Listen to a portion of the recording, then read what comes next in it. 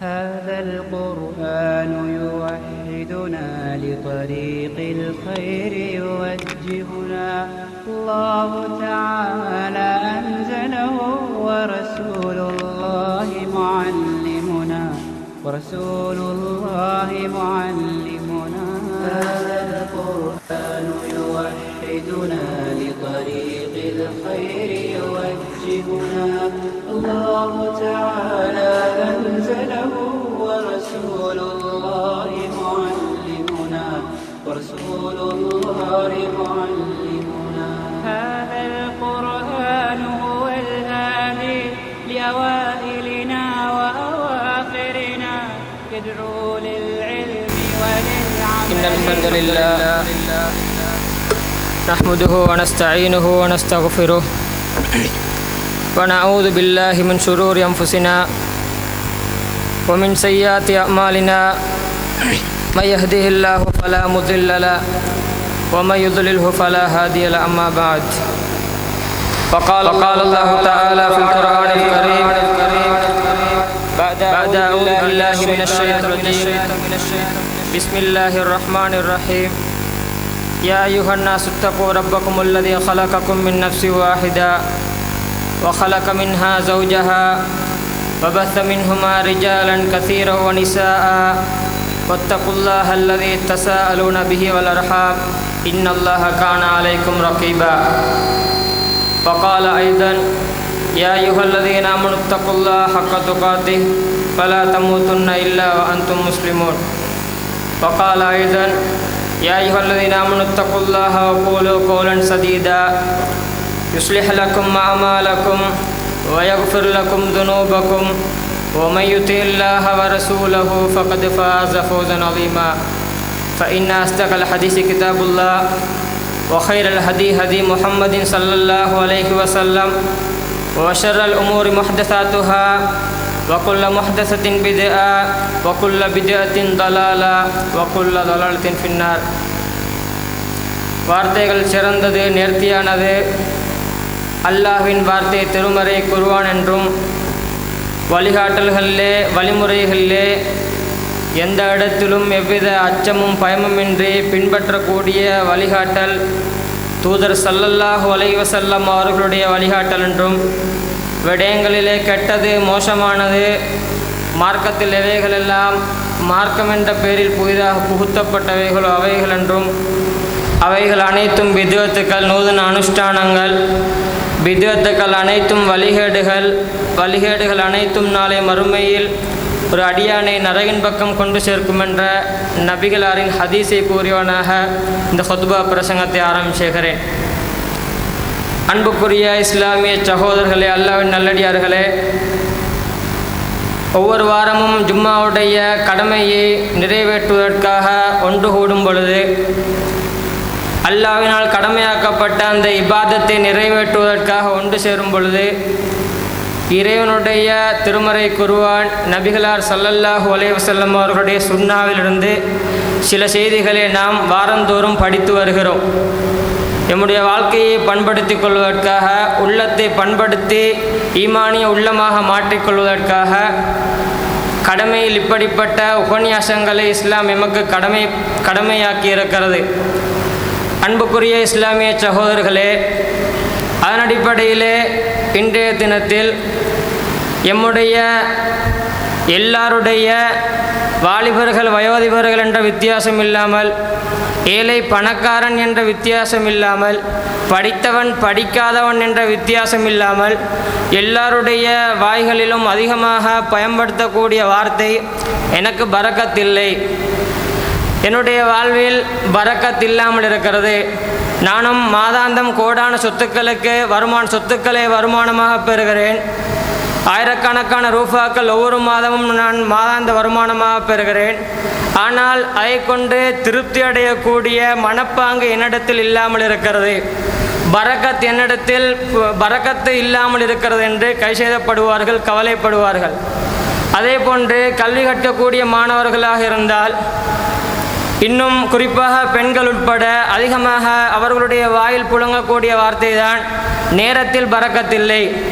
இப்படி இந்த உலகத்துக்கு வாழ்வாதாரமாக இந்த உலகத்தில் மகிழ்ச்சியாக நிம்மதியாக வாழ்வதற்கு என்னென்ன வாழ்வாதாரங்கள் அவசியமோ எல்லாவற்றும் திருப்தியான முறையில் பெற்றுக்கொள்ளப்படாவிட்டால், அந்த வாழ்வாதாரங்கள் போதுமான முறையில் மனம் திருப்தி அடையக்கூடிய விதத்தில் பெற்றுக்கொள்ள முடியாவிட்டால் அதை பரக்கத்தில்லை என்பார்கள். அப்படி என்றால் அதை பெற்றுக்கொண்டால் பரக்கத்தை பெற்றுக்கொண்டோம் என்று புரியலாம். அன்புக்குரிய இஸ்லாமிய சகோதரர்களே, ஆனால் நபிகளார் ஸல்லல்லாஹு அலைஹி வஸல்லம் அவர்கள் இந்த உலகத்தில் வாழும் பொழுது பல கோடிக்கணக்கான சொத்துக்களுக்கு சொந்தக்காரர்களாக வாழவில்லை. சஹாபா தோழர்கள் எல்லாம் அவர்கள் பல கோடிக்கணக்கு சொத்துக்களுக்கு சொந்தக்காரர்களாக இந்த உலகத்தில் வாழ்ந்து அவர்கள் பரக்கத்தை பெற்றுக்கொண்டார்களா என்று பார்த்தால் மிக மிக குறைவாகத்தான் இருக்கிறது. நபிகளார் ஸல்லல்லாஹு அலைஹி வஸல்லம் அவர்கள் ஒரு நாள் தூங்கி எழும்பி நிற்கிறார்கள். உமர் ரலியல்லாஹு அன்ஹு அவர்கள் நபிகளாரை பார்த்து கத்தினார்கள், கதறினார்கள், அழுதார்கள். அந்த நேரத்தில் உமர் ரலியல்லாஹுடைய அழுகையை பார்த்த நபிகளார் கேட்டார்கள், மா யுபகீக யா உமர், உமரே உன்னை ஏன் அப்பா நீ அழுகிறாய், உன்னை எது அழுத்தாட்டியது என்று கேட்டார்கள். அந்த நேரத்தில் உமர் ரலியல்லாஹு அன்ஹு அவர்கள் சொன்னார்கள், யா ரசூலல்லாஹ், அல்லாஹ்வின் தூதரே, இந்த உலகத்துக்கெல்லாம் ஆன்மீக தலைவராக நீங்கள் இருக்கிறீர், ஆட்சி தலைவராக இருக்கிறீர், இறைவனின் ஆனால் அனுப்பப்பட்ட தூதராக நீங்கள் இருக்கிறீர், நாங்கள் உங்களை பின்பற்றி வாழ்கிறோம். ஆனால் பாரசீக ரோம் நாட்டு மன்னர்கள் எல்லாம் பஞ்சுமத்தையில் உறங்குகிறார்கள். யா ரசூலுல்லாஹ், உங்களுடைய மேனியில் ஈச்ச மூலையின் அப்படி அச்சு படிந்திருக்கிறதே, உங்களுக்காக ஒரு விருப்பை தயார் செய்யவா என்று கேட்டார்கள். அதற்காகத்தான் நான் அழுகிறேன் என்ற காரணம் சொன்னார்கள். அன்புக்குரிய சகோதரர்களே, நபிகளார் ஸல்லல்லாஹு அலைஹி வஸல்லம் அவர்கள் இப்படி எளிமையாக வாழ்ந்து வாழ்வில் பரக்கத்தை பெற்றுக்கொண்டார்கள் என்றால், பல நபித்தோழர்கள் குடிசை தொட்டிலில் வாழ்ந்தார்கள். சஅத் இப்னு அபீ வக்காஸ் ரலியல்லாஹு அன்ஹு அவர்கள் சொல்கிறார்கள், குன்னா நக்ஸூமான் நபி ஸல்லல்லாஹு அலைஹி வஸல்லம் வமா லனா இல்லா வரகு ஷஜர், நாங்கள் எல்லாம் யுத்தம் செய்தோம், வாளேந்து யுத்தம் செய்தோம், ஆனால் எங்களுக்கு உண்ணுவதற்கு இலைகுலைகளை தவிர வேறு உணவு கிடைக்கவே இல்லை என்று சொல்கிறார்கள். அன்புக்குரிய சகோதரர்களே, அவர்களுடைய அந்த சக்தியில் அல்லாஹ் பரக்கத்தை கொடுத்தான், பலத்தில் அல்லாஹ் பரக்கத்தை கொடுத்தான் என்றால், அப்படிப்பட்ட அந்த பரக்கத்தை அவர்கள் பெற்றுக்கொண்டார்கள் என்றால் ஏன் எங்களால் பெற்றுக்கொள்ள முடியாது? அன்புக்குரிய சகோதரர்களே, இஸ்லாம் அதற்கு வழிகாட்டவில்லையா?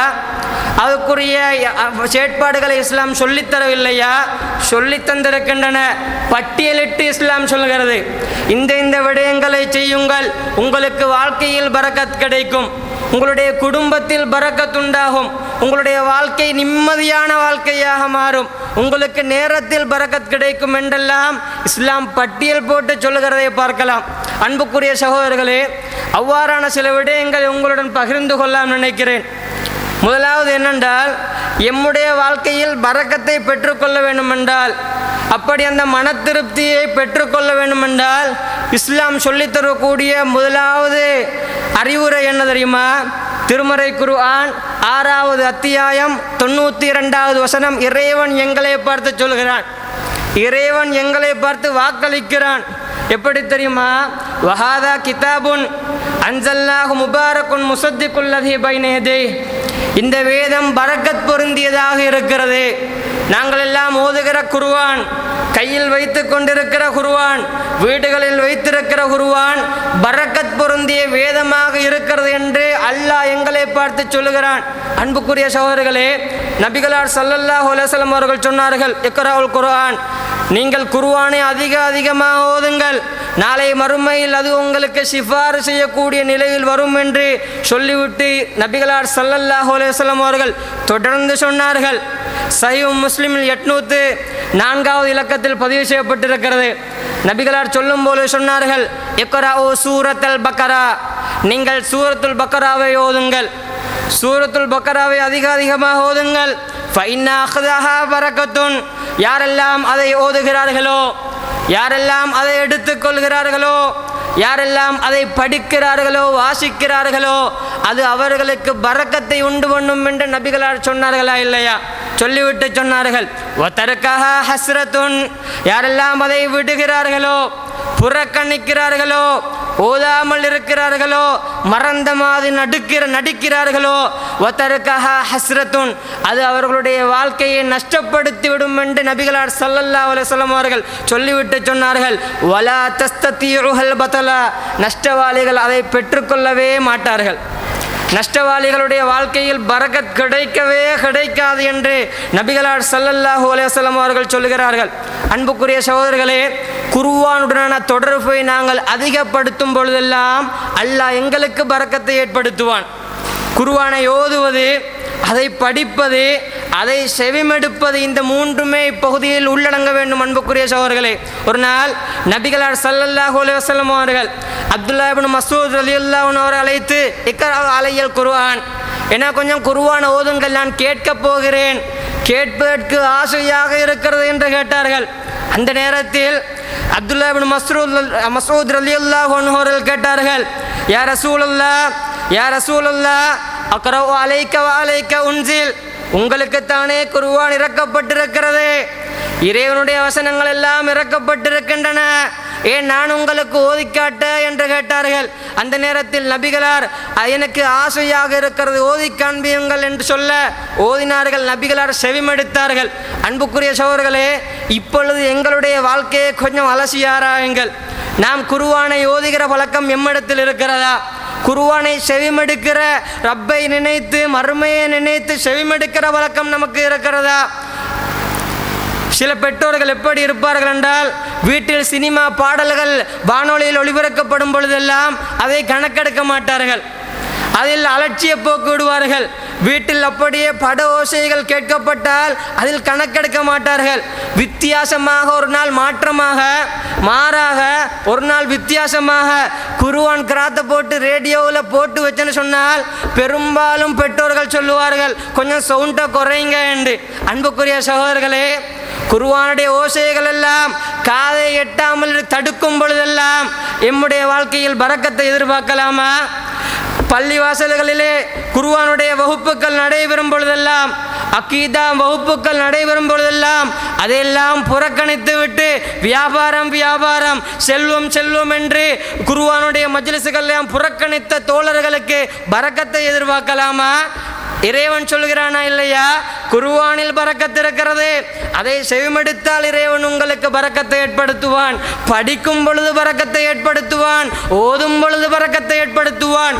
இந்த குர்ஆனிய தொடர்பை நாங்கள் அறுக்கும் பொழுதெல்லாம் நிச்சயமாக அல்லாஹ் அவனுடைய பரக்கத்தை எம்மிடத்திலிருந்து அறுத்து விடுவான், இல்லாமலாக்கி விடுவான். அன்புக்குரிய சகோதரர்களே, இது முதலாவது விடயம். அடுத்ததாக திருமறை குர்ஆன் சொல்கிறது, 7வது அத்தியாயம் 96வது வசனம், ரப்பு எங்களை பார்த்து சொல்லுகிறான், பரக்கத்துக்குரிய வழிகளை பற்றி இறைவன் சொல்கிறான். அழிக்கப்பட்ட சமூகங்களை பற்றி சொல்லிக் கொண்டு வரும் பொழுது, அழிக்கப்பட்ட சமூகத்தை பற்றி சொல்லிக் கொண்டு வரும் பொழுது, வலவ் அன்னா அஹ்லல் குரா, அந்த அழிக்கப்பட்ட சமூகம் இருக்கிறதல்லவா, அவர்கள் ஆமனு ஈமான் கொண்டால், ஒத்தகோ அவர்கள் இறைவனை பயந்து வாழ்ந்தால், 2 விடயத்தை சொல்கிறான். ஈமான், தக்குவா, நம்பிக்கை கொள்ளுதல், இறையச்சம் கொள்ளுதல் என்று இறைவன் எங்களை பார்த்து சொல்கிறான்.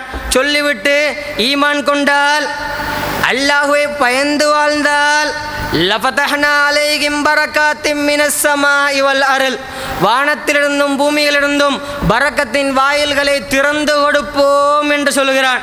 ஆனால் அவர்கள் அப்படி இருக்கவில்லை, ஈமான் கொள்ளவில்லை, இறையச்சம் உள்ளவர்களாக வாழவில்லை என்று சொல்லிவிட்டு வலாக்கின் கத்தபு, பொய்ப்படுத்தினார்கள். ஃபஅഖذ்னாஹும் பிமா கானூ யக்ஸிபூன், அவர்களை நாங்கள் பிடித்தோம் என்று இறைவன் சொல்கிறான். அன்புக்குரிய சகோதரர்களே, 2 விடயத்தை சொல்லி காட்டுகிறான். முதலாவது ஈமான், நம்பிக்கை கொள்ளுதல் என்ற அந்த தொனிப்பொருளை இறைவன் சொல்கிறான். அப்படி நீங்கள் ஈமான் கொண்டால் பரக்கத்தை ஏற்படுத்துவோம், உங்களுடைய செல்வத்தில், உங்களுடைய நேரத்தில் நாங்கள் திருப்தியை தருவோம் என்று இறைவன் சொல்லுகிறான். அன்புக்குரிய சகோதரர்களே, இப்பொழுது ஒரு கேள்வி வரும், ஈமானா? நாங்கள் ரப்பை ஏற்றுக்கொண்டிருக்கிறோம், தூதரை ஏற்றுக்கொண்டிருக்கிறோம், மரணத்தை நம்பி இருக்கிறோம், மறுமை நாளை நம்பி இருக்கிறோம், ஆனால் எங்களுடைய வாழ்க்கையில் பரக்கத்தில்லையே, அப்ப இறைவனுடைய வாக்கு பொய்யானதா? அன்புக்குரிய சகோதரர்களே, முதலாவது ஈமான் என்றால் என்ன? ஈமான் என்றால் என்ன? அதற்குரிய வரை விளக்கணம் என்ன? இஅ்திகாதும் பில் கல்ப், உள்ளத்தால் நம்புதல், படைத்த ரப்பை உள்ளத்தால் நம்புதல், மறுமை நாளை நம்புதல், நம்பிக்கைக்குரிய கோட்பாடுகளாக எவைகளை இஸ்லாம் சொல்லித் தருகிறதோ அவை எல்லாவற்றையும் நம்புதல் முதலாவது. அடுத்தது என்ன? வனுதுகும் பில் லிசான், வனுதுகும் பில் லிசான், எவைகளை நம்பினோமோ, இறைவாக்காக நம்பினோமோ, வகியாக நம்பினோமோ, சத்தியமாக ஏற்றுக்கொண்டோமோ அவைகளை தயவு தாட்சியமின்றி எடுத்து சொல்லுதல், பயப்படாமல் சொல்லுதல் இரண்டாவது கட்டம். உதாரணமாக ஷிர்க்கை பற்றி, பித்அத்தை பற்றி அதை பேசுகின்ற பொழுதெல்லாம் இதையெல்லாம் பேசக்கூடாது, ஜமாத் அதிகரித்து விட்டது. கொள்கையை பேசும் பொழுது இதையெல்லாம் பேசக்கூடாது, ஜமாத் அதிகரித்து விட்டது, அதிகமான மக்கள் பள்ளிக்கு வருகிறார்கள் என்று சிலர் சொல்லுவார்களா இல்லையா? ஈமானில் பலவீனம் உள்ளவர்கள். சில ஊரில் வட்டி தான் அதிகமாக காணப்பட்டதென்றால் அந்த ஊரில் சிலர் பேசுவார்கள், வட்டியை பற்றி பேசக்கூடாது, பள்ளிக்கு ஆள் வரமாட்டாங்க என்று. ஈமானில் பலவீனப்பட்டு விட்டார்கள். சில ஊரில் சீதன கலாச்சாரம் தான் அதிகமாக காணப்பட்டால் அந்த நேரத்தில் சீதனத்தை பற்றி பேசக்கூடாது, அது இயல்பாக இல்லாமல் போய்விடும் என்று சொல்வார்கள். ஈமானில் பலவீனப்பட்டு விட்டார்கள் தோழர்களே. வனுதுகும் பில் லிசான், வாயினால் சொல்லுதல். மூன்றாவது என்ன தெரியுமா? வஅமலும் பில் ஜவாரிஹ், வஅமலும் பில் ஜவாரிஹ், நடைமுறைகளில் வெளிப்படுத்தப்படுதல். இஸ்லாம் எதை சொல்லித் தருகிறதோ அவைகள் எம்முடைய வாழ்க்கை செயற்பாடுகளாக வெளிப்படுத்தப்பட வேண்டும். இந்த மூன்றுமே பூரணப்படுத்தப்பட்டதான் அந்த ஈமான் கொண்ட சமூகத்துக்கு அல்லாஹ் பரக்கத்தை ஏற்படுத்துவான் என்று சொன்னானா இல்லையா? அந்த சமூகமாக நாம் மாறலாம். அன்புக்குரிய சகோதரர்களே, சில விடயங்களை தொட்டு காட்டுகிறேன். உதாரணத்துக்கு இந்த தாடி வளர்க்கறத எடுங்க, அது இஸ்லாத்தின் கட்டளை, அது இறைவனின் கடமை, அது வணக்கம். அதில் கேள்வி கேட்காமல் அதை பின்பற்றுவது ஒவ்வொரு முஸ்லிமின் மீதும் கடமை. ஆனால் அதை அதனுடைய சட்டங்களை படித்துவிட்டு, அதனுடைய மகிமையை படித்துவிட்டு, நபிகளார் எந்த அளவுக்கு அந்த விடயத்தில் கண்ணும் கருத்துமாக இருந்தார்கள், சஹாபா தோழர்கள் எந்த அளவுக்கு கவனமாக இருந்தார்கள், எல்லாவற்றையும் கேட்டு காதினால் அப்படியே செவிமடுத்து பல புத்தகங்களில் படித்து பல உரைகளில் கேட்டு அந்த இபாதத்தை நாங்கள் பின்பற்றாமல் இருந்தால் அந்த ஈமான் கொண்ட சமூகமாக மாறலாமா? ஈமான் இல்லாவிட்டால், ஈமான் பூரணப்படுத்தப்படாவிட்டால் பரக்கத் கிடைக்குமா தோழர்களே? இப்படி இதையெல்லாம் புறந்தள்ளிவிட்டு வணக்க வழிபாடுகளை எல்லாம் சின்ன சின்ன விடயம்தானே என்று ஒதுக்கி தள்ளிவிட்டு நாம் எல்லாம் இறைவனிடத்தில் எப்படி பரக்கத்தை எதிர்பார்ப்பது? அன்புக்குரிய சகோதரர்களே, அதே போன்று புகைத்தலை பற்றி நாங்கள் படித்திருக்கிறோம், பல உரைகளில் கேட்கிறோம். சிகரெட் பாவனை ஹராம் என்று எத்தனை விடுத்தம் கேட்டிருக்கிறோம். சிகரெட் பழக்கம் உள்ளவர்கள் விட்டவர்கள் எத்தனை பேர்? அன்புக்குரிய சகோதரர்களே, ஒரு மனிதன் இன்னொரு மனிதனுடன் கோபித்து வாழ்வது ஹராம், அது நரகத்துக்கு இட்டு செல்லும் பாவம் என்றெல்லாம் கேட்டிருக்கிறோம் அல்லவா? கேட்ட உடனே கட்டுப்பட்டவர்கள் எத்தனை பேர்? கட்டுப்படாமல் ஈமான் பூர்த்தியாக மாட்டாது. ஈமான் பூர்த்தியாகாமல் இறைவனுடைய பரக்கத்தை எதிர்பார்க்க முடியாது. அதைத்தான் ரப்பி எங்களை பார்த்து சொல்கிறான், வலவ் அன்னாஹ்லல் குரா ஆமனு, ஈமான் கொண்டால், இறையச்சம் உள்ளவர்களாக வாழ்ந்தால், லஃபதஹ்னா அலைஹிம் பரக்காத்தின் மினஸ் ஸமாஇ வல் அர்ள், பரக்கத்தின் வாயிலை திறந்து கொடுப்போம், பரக்கத்தின் வாயிலை திறந்து கொடுப்போம் என்று இறைவன் சொல்கிறானா இல்லையா? அன்புக்குரிய சகோதரர்களே, இப்படி ஒவ்வொரு விடயமாக சொல்லலாம்.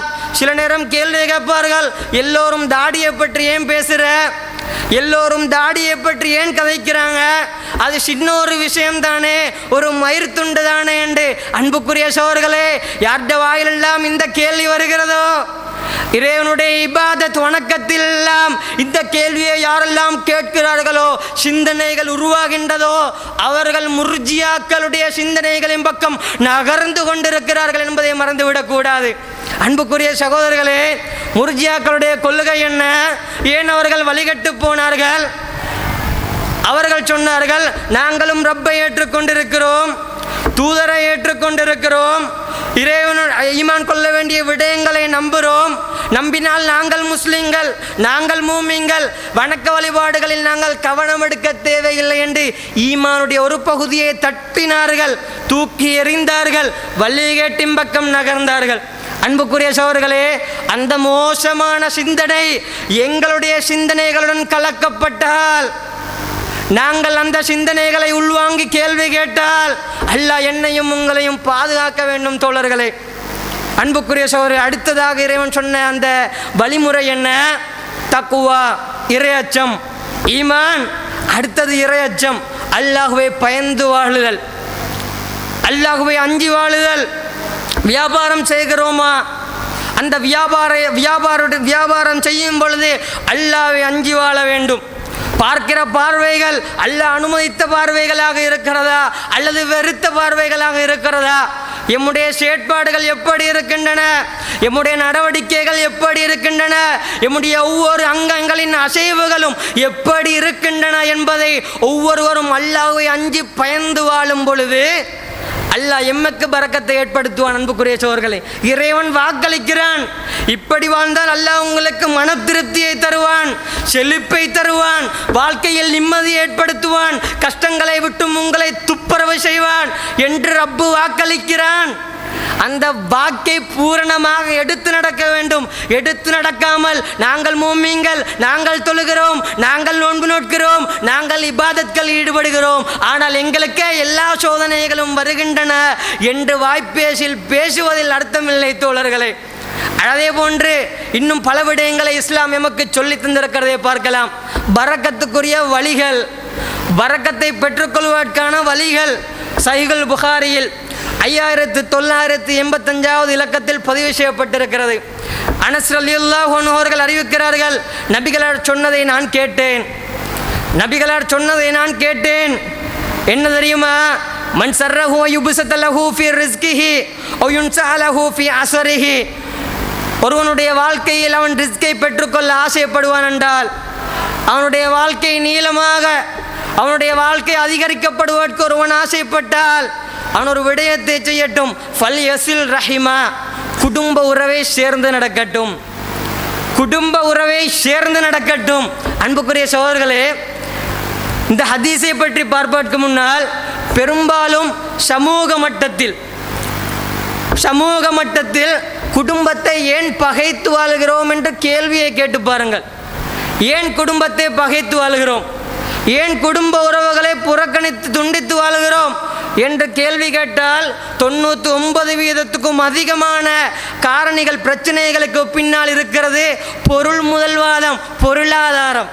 அன்புக்குரிய சகோதரர்களே, பொருளாதாரம், காணி பிரச்சனை, சொத்து பிரச்சனை, பணப்பிரச்சனை, சின்ன சின்ன இப்படி காசுக்காக, சொத்துக்காக, உலக விடயங்களுக்காக பிரச்சனைப்பட்டு தான் குடும்பம் எல்லாம் பிரச்சனைப்பட்டு வாழ்கின்றன, துண்டித்து வாழ்கின்றன. ஆனால் நபிகளாருடைய வார்த்தையை பாருங்கள். வாழ்க்கையில் பரக்கத் வேண்டுமா, செல்வத்தில் செழிப்பு வேண்டுமா, செல்வத்தில் பரக்கத்தை ஏற்படுத்த வேண்டுமா, ஃபல் யஸில் ரஹிமா, குடும்ப உறவை சேர்ந்த இடங்கள், துண்டித்து வாழாதீர்கள் என்று நபிகளார் சொல்லுகிறார்களா இல்லையா? அன்புக்குரிய சகோதரர்களே, பொருளாதாரத்துக்காக, சொத்துக்காக, செல்வத்துக்காக குடும்பத்தை துண்டித்து நடக்கிறோம் என்றால் வகை சொல்லுகிறது, உங்களுக்கு பொருளாதாரத்தில் பரக்கத் வேண்டுமா, ஃபல் யஸில் ரஹிமா, குடும்ப உறவை சேர்ந்த நடவுங்கள், குடும்ப உறவை சேர்ந்த இடங்கள், துண்டித்து வாழாதீர்கள் என்று நபிகளார் ஸல்லல்லாஹு அலைஹி வஸல்லம் அவர்கள் ஒரு விடயத்தை எமக்கு சொல்லித் தருகிறதை பார்க்கலாம். அன்புக்குரிய சகோதரர்களே, அடுத்ததாக சுருக்கமாக சில விடயங்களை சொல்கிறேன். அடுத்தது திருமறை குர்ஆன் இன்னும் ஒரு வழியை சொல்கிறது. பரக்கத் வேண்டுமா, செழிப்பு உண்டாக வேண்டுமா?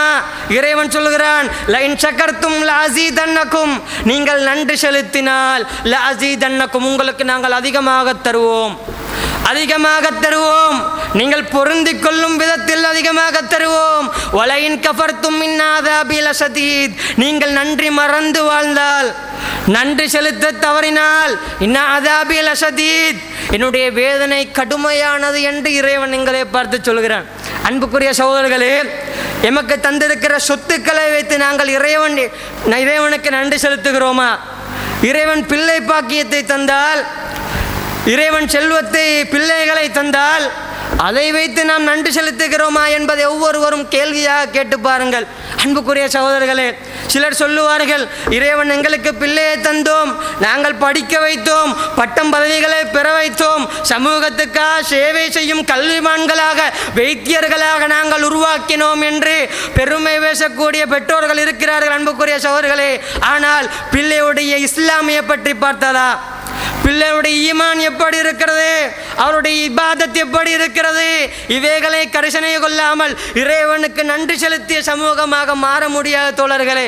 கல்வி கூடங்களில் பார்க்கிறோம், பட்டம் பதவிகளை பெறுவதற்காக படிக்கக்கூடிய மாணவர்களை பார்க்கிறோம். இஸ்லாமிய பெயரை தவிர இஸ்லாம் முஸ்லிம் என்று சொல்வதற்கு ஒரு அடையாளமே இல்லாமல் காண்கிறோம். அன்புக்குரிய சகோதரர்களே, காரணம் என்ன? பெற்றோர்கள் பிள்ளைகளை வைத்து ரப்புக்கு நன்றி செலுத்த மறந்து விட்டார்கள். நன்றி செலுத்தவில்லையே, இறைவன் பரக்கத்தை ஏற்படுத்தவில்லை தோழர்களே. அன்புக்குரிய சகோதரர்களே, அல்லாஹ்வுக்கு நன்றி செலுத்தினால் பிள்ளைகளை ஈமானிய பிள்ளைகளாக, எந்த இடத்திலும் இஸ்லாத்தை புறக்கணிக்காத, நாத்திக சிந்தனைகளை உள்வாங்காத, ஈமானிய சிந்தனையுடன் உறுதியாக இருக்கும் பிள்ளைகளாக உங்களுடைய பிள்ளைகளை வளர்த்திருக்கிறீர்களா இல்லையா என்பதை பெற்றோர்களே கேள்வியாக கேளுங்கள். அவ்வாறு இல்லை என்றால் நீங்கள் ரப்புக்கு நன்றி செலுத்தவில்லை, ரப்புக்கு நன்றி செலுத்தவில்லை.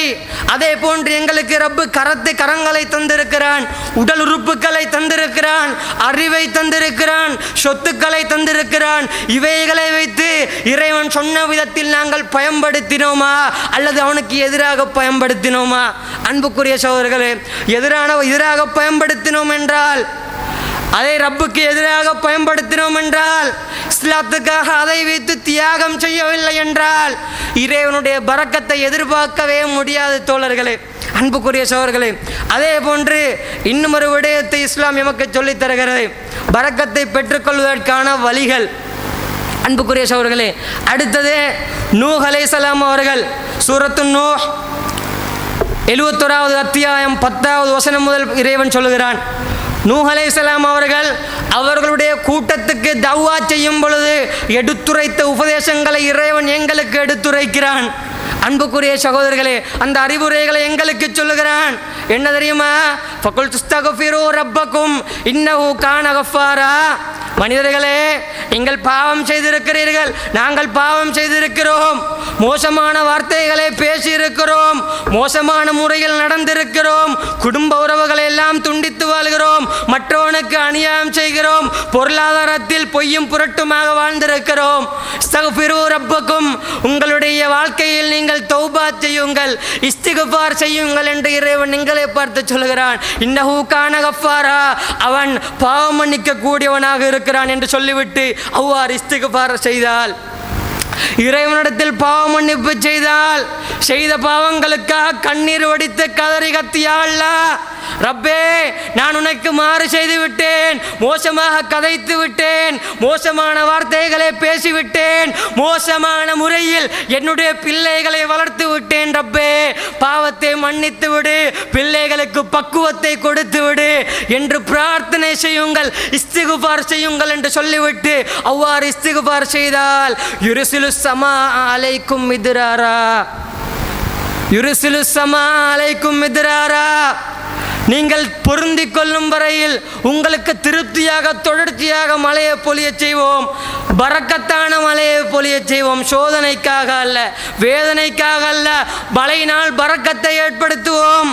வயம்திதுக்கும் பியம்பாலின் வபனீன், பிள்ளைகளை கொண்டு செல்வங்களை எல்லாம் கொண்டு உங்களுக்கு தந்து உங்களுக்கு நாங்கள் உதவி செய்வோம், நிம்மதியாக வாழ்வீர்கள், கஷ்டப்பட மாட்டீர்கள் என்று நான் சொல்லவில்லை. வெறுமனே வார்த்தைகள் கிடையாது, 7 வானங்களுக்கு அப்பால் உள்ள ரப்பு வகையாக சொல்கிறான். அன்புக்குரிய சகோதரர்களே, கொஞ்சம் சிந்தனை செய்து பாருங்கள். படைத்து பரிபாலிக்க கூடிய இறைவனின் வாக்கு, நானும் நீங்களும் இவ்வளவு நேரம் உயிரோடு இருப்பதற்கு காரணமாக இருந்த ரப்பின் வாக்கு, இதை ஏற்கிறோமா மறுக்கிறோமா அல்லது ஏற்றவர்கள் போல் நடிக்கிறோமா? அன்புக்குரிய சகோதரர்களே, அதைத்தான் ரப்பு சொல்கிறான், பரக்கத்தை கிடைக்க வேண்டுமா இஸ்தக்ஃபிரு ரப்பக்கும், நீங்கள் இஸ்திக்ஃபார் செய்யுங்கள். நபிகள் ஒரு நாளைக்கு 100 விடத்துக்கும் அதிகமான முறை இஸ்திக்ஃபார் செய்தார்கள். நாங்கள் ஒரு கிழமைக்கு 1 விடத்தமாவது அஸ்தக்ஃபிருல்லாஹ் உள்ளத்தால் கெஞ்சி கதறி நினைத்து ரப்பே என்னுடைய பாவத்தை மன்னித்திடு என்று கேட்டிருக்கிறோமா? இஸ்திக்பார் செய்யவில்லையா? தௌபா செய்யவில்லையா? இறையச்சமுள்ளவர்களாக மாறவில்லையா? ஈமானில் பரிபூர்ணமானவர்களாக நாங்கள் மாறி எங்களுடைய குடும்பத்தை மாற்ற முயற்சிக்கவில்லையா? இறைவனிடத்திலிருந்து பரக்கத்தை எதிர்பார்க்க முடியாது. இறைவன் எங்களுக்கு பரக்கத்தை ஏற்படுத்துகிறானா இல்லையே? இறைவன் எங்களுடைய வாழ்க்கையில் திருப்தி ஏற்படுத்துகிறான் இல்லையே? நிம்மதியை தருகிறான் இல்லையே? எந்த நேரம் பிரச்சனை சோதனைகள் என்று சஞ்சலப்பட்டு கை சேதப்பட்டு எந்தவித அர்த்தமும் கிடையாது அன்புக்குரிய சகோதரர்களே. ஆகவே இப்படிப்பட்ட வழிமுறைகளை வணக்க வழிபாடுகளை நாங்கள் எடுத்து நடக்கும் பொழுது அல்லாஹ் என்னுடைய வாழ்க்கையிலும் உங்களுடைய வாழ்க்கையிலும் பரக்கத்தை ஏற்படுத்துவான் என்று இஸ்லாமிய மார்க்கத்தின் மூலம் எமக்கு அறிவுரை சொல்லுகிறான். அன்புக்குரிய சகோதரர், இதை எடுத்து நடப்பதற்கு வல்ல ரஹ்மான் எனக்கும் உங்களுக்கும் அருள் புரிவானாக.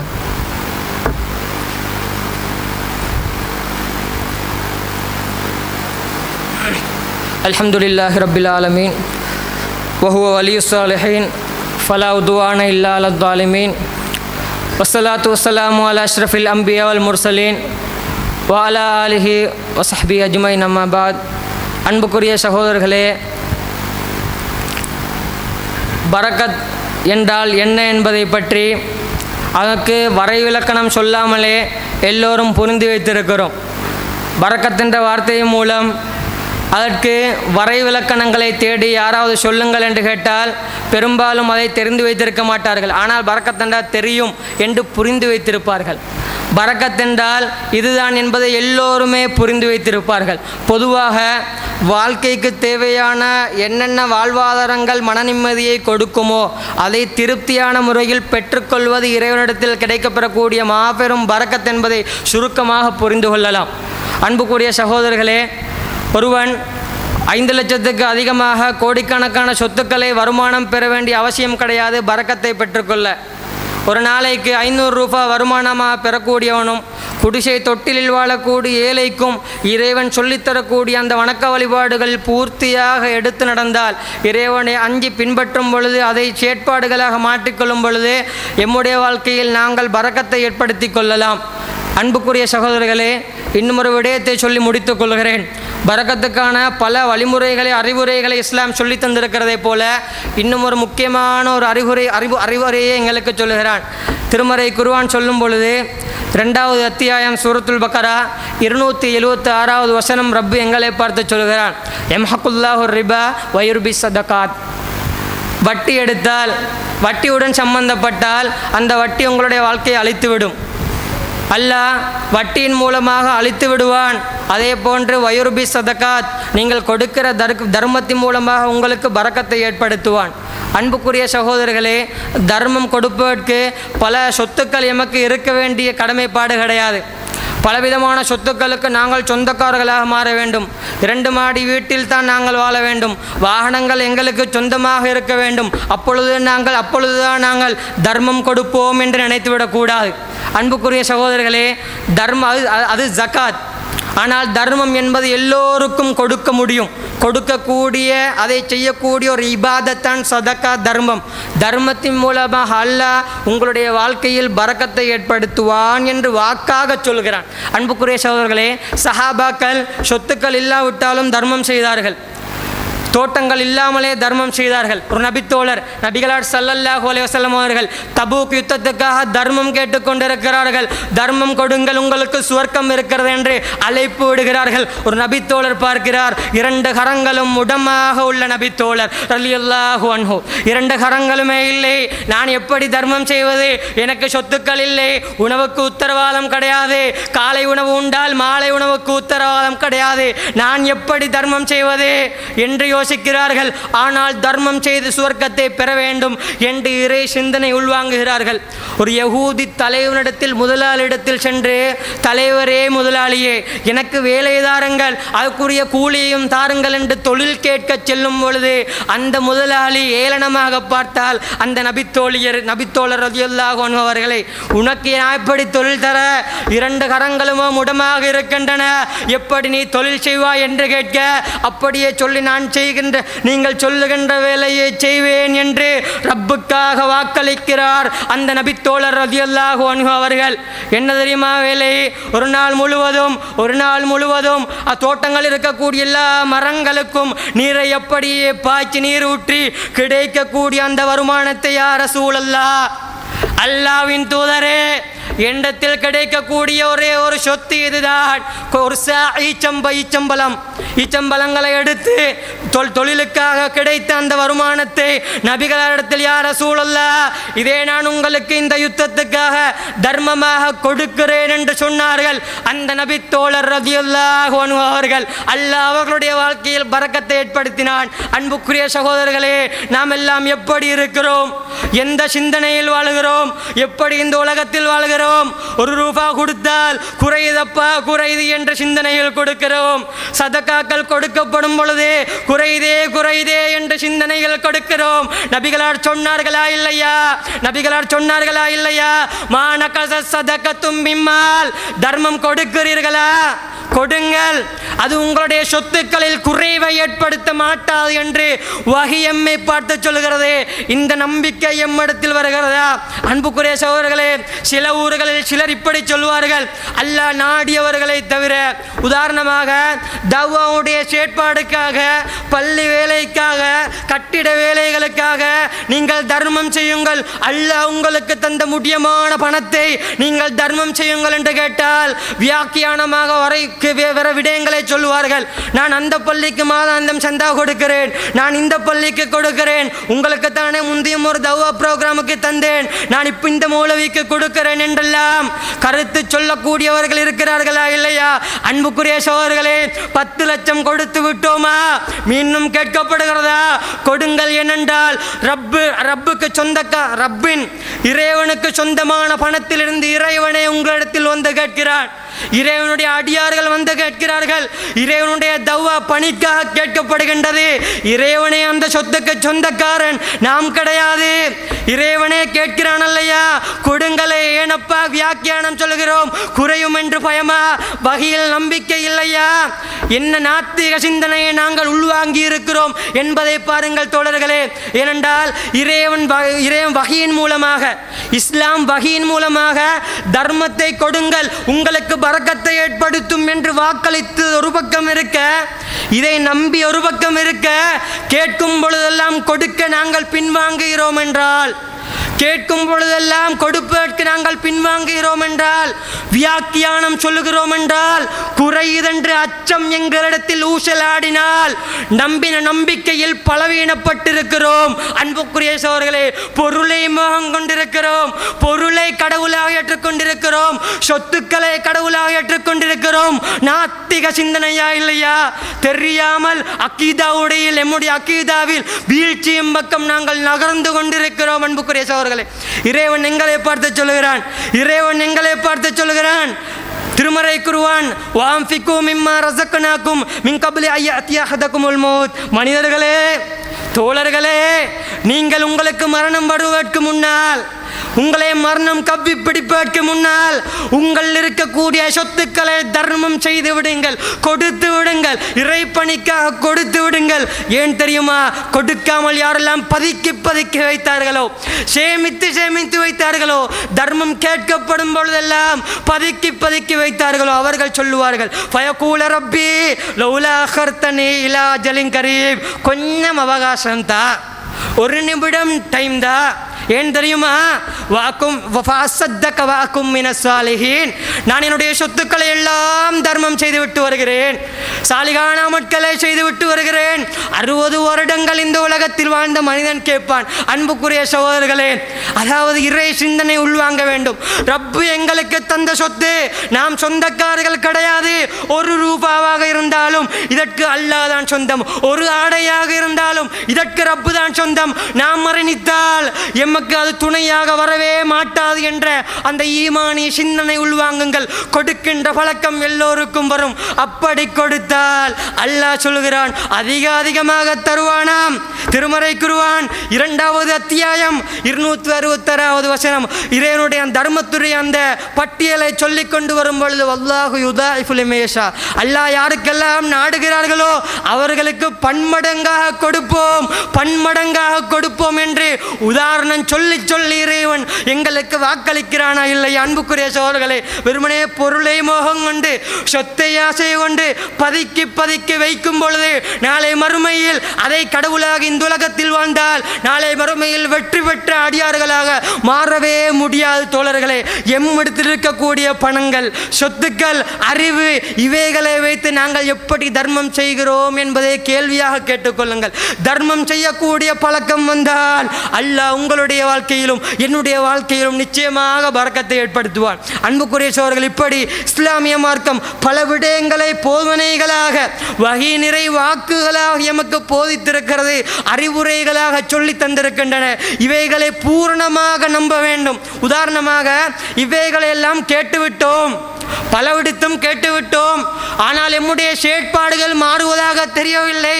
பல இடங்களில் தாடியை பற்றி கேட்டோம், பல இடங்களில் போதை வஸ்தை பற்றி படித்தோம், பல இடங்களில் புகைத்தல் ஹராம் என்று படித்தோம், பல இடங்களில் உறவு முறைகளை துண்டித்து நடப்பது ஹராம், நரகத்துக்கு இட்டு செல்லும் என்றெல்லாம் பல போதனைகளை படித்தோம். செயற்பாடுகளாக வெளிப்படாவிட்டால் ஒரு விதத்தில் ரப்பை ஏற்றுக்கொண்டு ஏற்காதவர்களாக இருக்கிறோம்.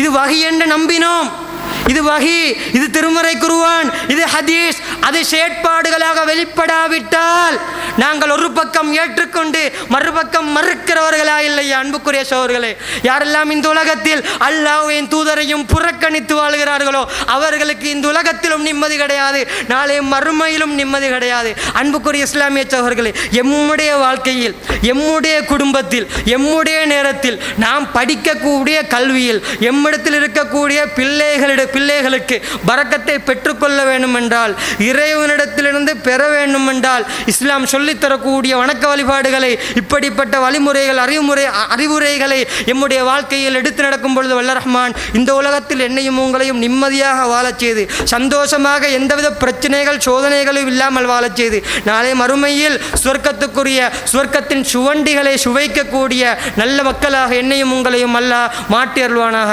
வாஹிர் தஅவானா அல்ஹம்துலில்லாஹி ரப்பில் ஆலமீன்.